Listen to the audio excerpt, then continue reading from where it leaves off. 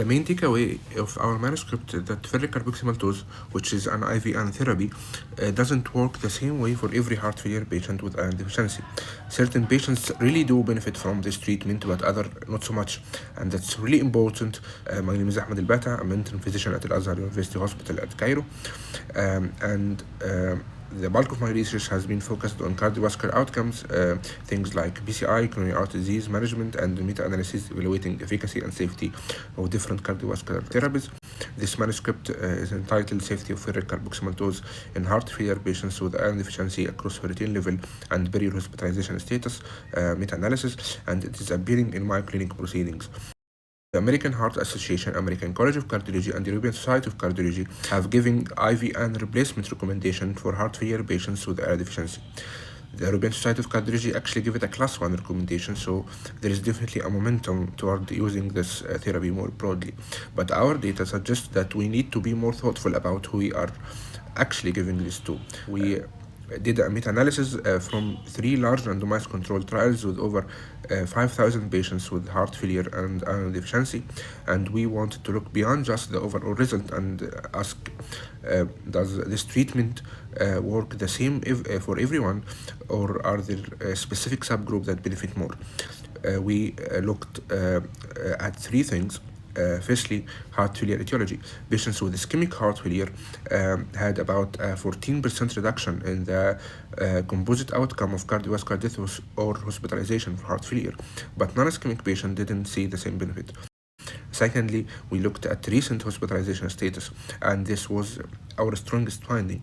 Patients who were stable and hadn't been hospitalized in the last year showed a 22% reduction in our composite outcome, but patients who have been hospitalized recently didn't show the same benefit.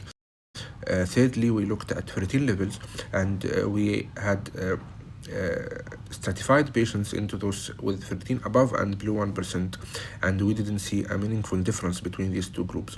That's telling us something important. Ferritin level alone isn't reliably predicting who is going to respond to this treatment. Ferritin is an acute phase reactant, so in the setting of heart failure with inflammation, it can be falsely elevated, and the current definition of iron deficiency actually include both ferritin and transferrin saturation, and our findings support using this broader picture. Some experts are suggesting that transferrin saturation below 20% combined with serum iron below 13 might correlate better with true iron deficiency than ferritin alone.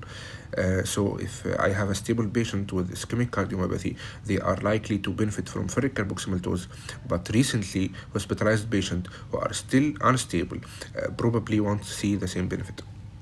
So it's about being more individualized, as especially as a guideline moving forward toward broader use. This means more honest conversation with patients about who will benefit, and if you have a stable heart failure and iron deficiency, this could reduce your risk for death or hospitalization of heart failure, but if you have been recently hospitalized, you might not benefit as much. And since IVN carries risk like infection, endothelial damage, and hypophosphatemia, getting it to the right patient matter for both efficacy and safety. Our findings are hypothesis generating, so we need trials specifically comparing ischemic versus non-ischemic patients and stable versus recently hospitalized patients. And we also need better biomarkers beyond ferritin, and I think that transferrin saturation and soluble transferrin receptor looks promising in that matter.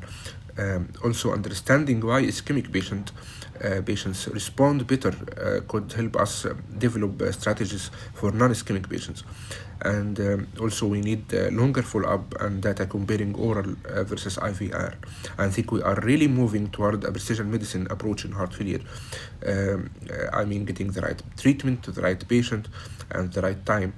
And that's a really exciting space to be working in. We hope that you found this presentation from the content of our website valuable. Our journal's mission is to promote the best interests of patients by advancing the knowledge and professionalism of the physician community. If you are interested in more information about us Our homepage is www.mayoclinicproceedings.org.